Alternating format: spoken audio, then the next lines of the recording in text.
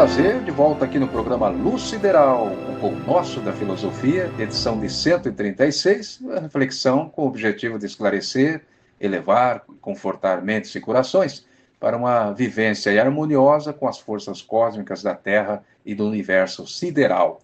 Bem, o tema de hoje, a dualidade e o uno cósmico, dentro da nossa edição de 136. E hoje esse assunto, então, muito interessante, em se observar aí as duas faces da vida, a da Terra e a do universo. E é bem verdade que vivemos num mundo de dualidades, como também trivialidades, mas aqui interessa mesmo é saber sobre esses dois mundos, da dualidade e o do universo, onde a palavra já inicia com uno, de único, e então é a dualidade e o unicósmico. Bom, eu vou conversar com o filósofo André Basso, grande estudioso aí desse e de outros assuntos, de espiritualidade eterna. Ele não só é colaborador aqui de nossas reflexões, como também tem nos ajudado nas edições técnicas do Luz Sideral. Mas antes eu quero oferecer também aos amigos e amigas que nos acompanham aqui nessa reflexão de hoje, meu contributo sobre o tema, que se observa com muita clareza em nossa vida terrena, é a de uma vida plenamente dual, ou seja, já começa aí para nascer, não é mesmo? No entanto, sempre nos esbarramos em dois caminhos, né? O do bem e o do mal, o bom e o ruim, a dor e o prazer, o ódio e o amor, a vida e a morte, e assim sucessivamente. Então, é uma vida dual porque tem início e fim, e suas duplicidades de escolhas, digamos. Porém, quando saímos da Terra e nos integramos no cosmos, tudo muda radicalmente. Tudo, tanto no aspecto da vida em si, que passa a ser a vida infinita do Espírito, apesar de aqui embaixo somos infinitos também, né? Somos eternos, e o Espírito que sopra aí onde quer, conforme diz a Bíblia Sagrada. E aí já eliminou pelo menos uma dualidade, a de não morrer jamais, que do outro lado você não morre, né? Mas podemos também trazer esse assunto num nível mais profundo, que é justamente a dualidade interna que todos trazem em si, o ego e o eu, muito bem explicado pelo professor Rode, que eu fiz constar, inclusive, no programa Luz Sideral do número 131, também em outros programas, né, que você pode acompanhar todos aqui no canal. E aproveita e se inscreva para não perder nada. Então, no 131, o Cristo interno tem uma explicação ali espetacular contida no livro Lúcifer e Logos, do saudoso filósofo Huberto Rode, e vale a pena ouvir, como também ler este e os demais 68 livros filosóficos e espiritualistas cósmicos, né, do professor, que traz toda a sua filosofia embasada na filosofia maior do Cristo de Deus. Isto é que me atraiu na filosofia universal rodiana. Eu tenho um pensamento bem oportuno aqui, do pensador indiano Ranjit Maharaj, onde ele diz, abre aspas, o ser é neutro, a realidade, Brahma, que corresponde aqui no Ocidente ao nosso Deus, né, é o estado interior aos conceitos.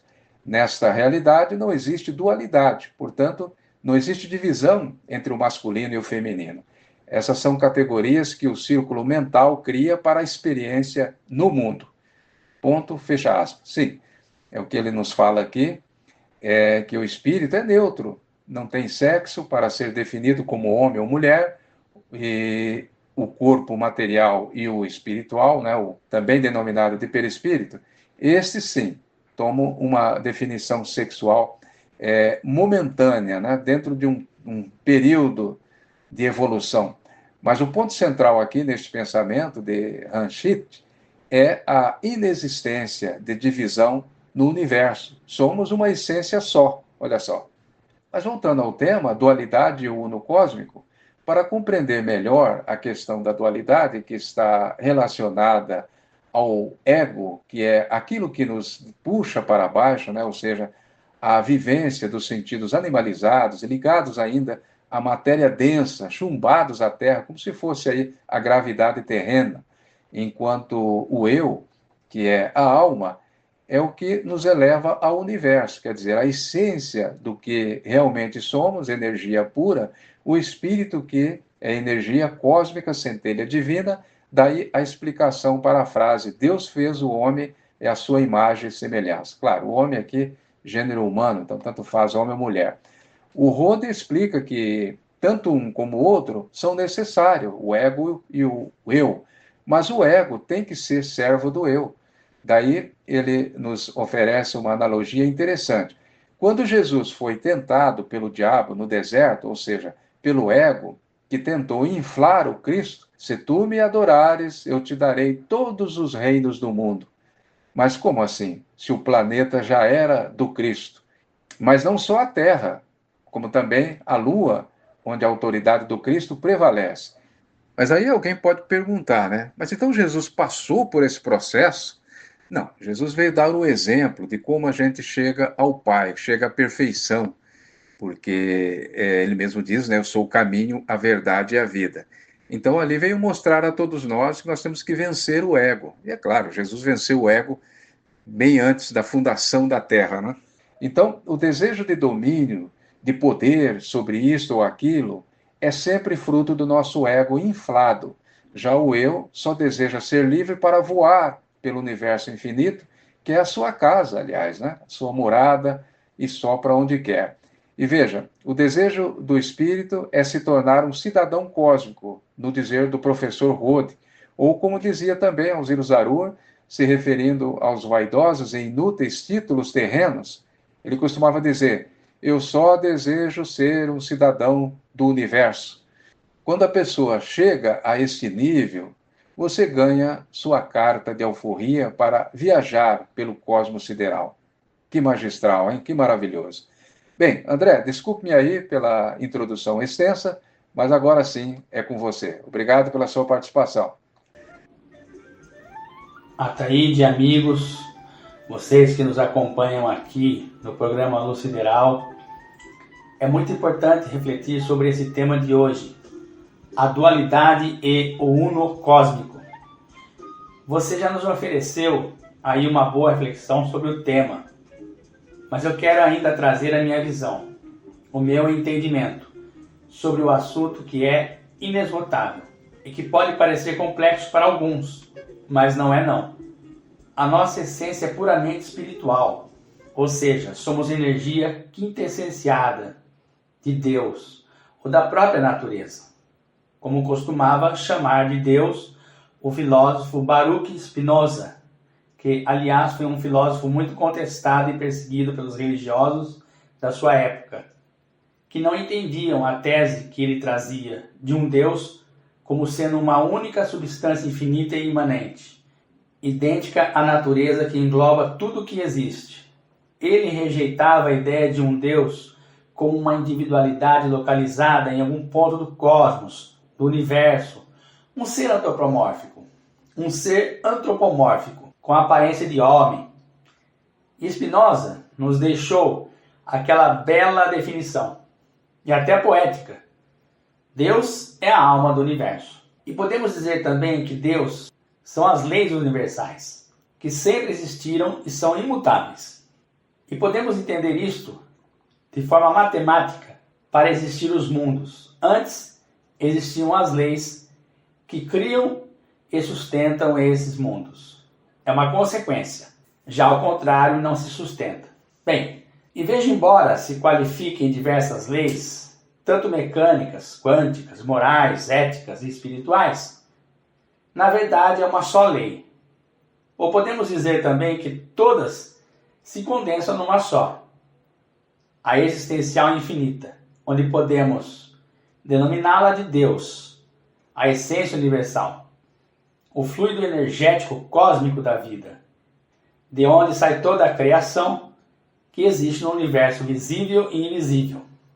E isso não se parece com nenhum homem, materialmente falando.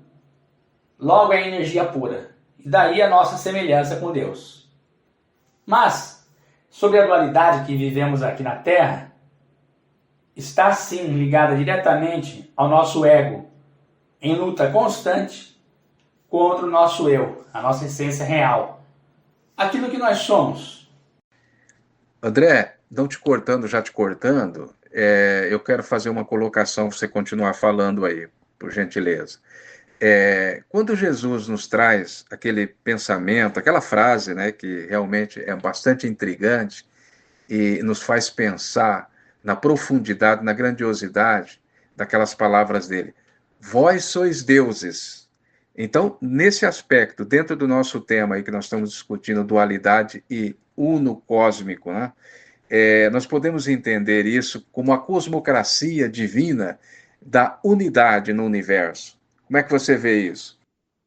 Olha o poder de democracia e cosmocracia do gênio Cristo. Vós sois deuses. Ele podia ocultar isso, ele podia esconder isso. Mas não, eu cheguei nesse estado de grandeza e plenitude, vou guardar para mim. Não, ele falou, vós sois deuses. Vós estáis confundindo a vossa identidade. A vossa identidade é o eu, é o Cristo interno. A vossa essência é igual à minha. A única diferença é que eu despertei faz tempo, mas vós precisais despertar. Vós sois a luz do mundo. Olha aí, a energia circulante. Chega na mulher samaritana e diz, mulher, se você beber da água que eu te dou, fluirá de dentro de ti um rio como água viva. Olha aí o poder de criação e de manifestação da divindade que está dentro de nós, que pode ser manifestado, mas que não foi porque nós não acessamos ainda o eu profundo. É um democrata, um cosmocrata por natureza. Ele podia ocultar isso, mas ele falou, não, eu sou igual, vocês são igual a mim. Vocês precisam despir a máscara, o ego, o corpo, a identidade transitória é defunto, é cadáver. Vós sois mais que isso. Então ele veio e disse, olha, vocês são igual a mim. Vocês não são diferentes de mim. Vocês têm o mesmo poder de acesso ao Pai como eu tive. Eu e o Pai somos um.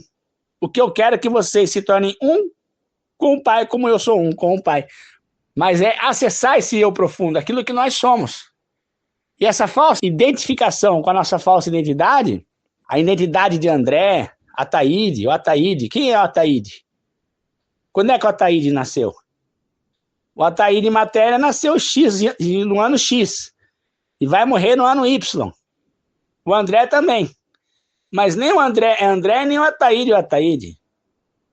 O Ataíde é um eu, é uma essência divina. É uma entidade independente, que é uma energia inteligente, que circula pelo universo. Mas não é o universo esse que a gente vê, das galáxias, das constelações. Não. Há muito mais a ser descortinado. Então olha aí o poder do Cristo, revelando para nós a nossa verdadeira identidade. Porque a não dualidade, de início, confunde um pouco. Mas depois você vai chegar e falar, puxa, realmente o negócio é esse mesmo. Essa visão da Advaita, da Vedanta, desses grandes sábios, elas quebram até essas teorias dos espíritos e espiritualistas ficarem especulando quem foi na vida passada, quem é o maior, quem é o menor, essas disputas. Se você está preso a uma entidade que você foi no passado, você vive como aquela entidade no passado. E agora? Você é atemporal? Você é o tempo presente a todo momento? Há muito mais por descortinar. Então é muito interessante esse tipo de assunto para poder tirar o véu dessa egolatria que nós vemos no culto à personalidade. Nisso o Krishnamurti está bem avançado, hein? Quando ele fala sobre a mente livre, a mente não dependente. O quanto é importante deixar a mente na sua originalidade para que haja os insights, os flashes. E o indivíduo que se autoconhece, ele já vai criando a verdade dentro de si próprio. É lógico, né, que esses estudos que a gente faz é uma preliminar, mas a ideia é que cada um faça o seu autoconhecimento, porque a verdade é uma terra sem caminhos. Foi o que o Rodin fez, entrar no silêncio, se auto-escutar, auto-investigação. Por isso que ele conseguiu trazer bastante coisa para cá, o mundo terreno. Por quê? Ele não tinha uma mente totalmente coligada, fatos. Ele vivia o presente, auto-investigação pura. Quem é o homem? Quem é a mulher? Quem é a criança? Quem é o jovem? Que sou eu? Então aí é uma visão mais profunda da realidade, né? Você vê que no final ele fala que tudo isso é criado pelo círculo mental, que é criado para organizar as experiências na Terra. Mas nós não somos as experiências, fazemos parte das experiências. Mas nós somos a realidade. Olha a verdadeira democracia de Deus. Todos somos iguais na essência, implícita, mas não na existência. A existência é uma ilusão, mas na essência todos somos iguais. Entendeu? O Filho de Deus não tem aonde reclinar a cabeça. Essa frase tem tudo a ver com autoconhecimento. Quantos estão interessados no autoconhecimento? Entendeu? Se autoconhecer. É pouca gente, é minoria. Você vê a China. Tem o maior livro de autoconhecimento poderoso chamado Tao Te Ching e ninguém reflete sobre o assunto lá. Minoria. 1,5 bilhão de habitantes, se tiver lá 100 mil inclinando a cabeça sobre o Tao Te Ching, é muito. Então você vê que o Filho de Deus não tem aonde reclinar a cabeça. Mas mesmo esses daí que estão seguindo, esses grandes sábios da não-dualidade, pouquíssimos estão entendendo ainda o conteúdo, né, o grau da mensagem. Porque isso depreende um amadurecimento espiritual da criatura com uma envergadura um pouco maior, entendeu? De compreensão. Mas é a minoria que vai dominar, não é a maioria. E o planeta Terra vai ser da minoria. Eu acredito, Taíde, que com a saída de 4,5 bilhões, 5 bilhões de habitantes da Terra, vai chegar aí para a Terra uns 200 mil habitantes mais evoluídos, entendeu? Sai 5 bilhões e chega aí 1 milhão, 2 milhões. Pouca gente, mas com uma envergadura grandiosa de autoconhecimento. Aí eles vão puxar essa humanidade retrógrada daqui. Todo esse processo de procurar entender o eu, aquilo que nós somos, ele é importante. É o que você disse aí. Ninguém vai chegar nesse estágio aí sem passar pelas preliminares. Que a preliminar é super importante. Então, o aprendizado é infinito, né? Mas depois que você acessa o seu eu interno, aquilo que você é, na essência, como um Cristo, tudo fica mais fácil, né? Você vê, Jesus é autossuficiente. Ele é autossuficiente em tudo. Não só de materializar coisa, como ele fez lá, que aquilo lá é o menor sinal dele. Mas o maior sinal dele é ter quietude e tranquilidade de alma diante de um flagelo como uma crucificação. Ele tinha todo o domínio de si próprio. O eu dele comandava o ego 100%. Pode-se dizer que nem ego ele tinha, né? Ele mostrou aquilo ali para mostrar como que se deve fazer o trabalho, né? De tirar o ego do indivíduo. Mas é isso mesmo. A busca pelo autoconhecimento, por sabedoria, a mania livresca, uma hora ela acaba. Quando você acessa o seu eu central, aquilo que você é, você se torna autossuficiente. Você aquieta a sua mente. Então você vai agir 100% em perfeição dentro de qualquer situação onde você estiver no universo. Gratidão, Ataíde. Um abraço a todos aí do programa Luz Sideral. Muito bom, André. Grato aí pela valiosa reflexão sobre o tema de hoje. Muito bem lembrado aí, dissertado por você, a tese do sábio filósofo Spinoza, na sua explicação aí sobre o que é Deus, né? E toda a sua reflexão. Aliás, quando perguntado aí ao famoso matemático Alberto Einstein se ele era ateu, ele respondeu: não, eu acredito no Deus de Spinoza. Então, reforçando aí, eu diria que Deus é o fluido vital da vida no universo. Tudo que existe sai desse fluido e desta lei uno-cósmico, onde todas as coisas, né, demais se fundem, já dito aí por você. Também a questão do ego e do eu, que você nos entregou aí uma bela reflexão. Bem, vale ainda ressaltar que João Evangelista, em sua primeira epístola, capítulo 4, versículo 16, define Deus como sendo amor. Deus é amor. E o sentido moral da frase é a de um pai amoroso, para termos aí um Deus à nossa imagem e semelhança. Todavia, quando buscamos aí o lado científico e ético da frase de João, nos esbarramos justamente nesta principal lei universal centrípeta, que é justamente o fluido vital da criação.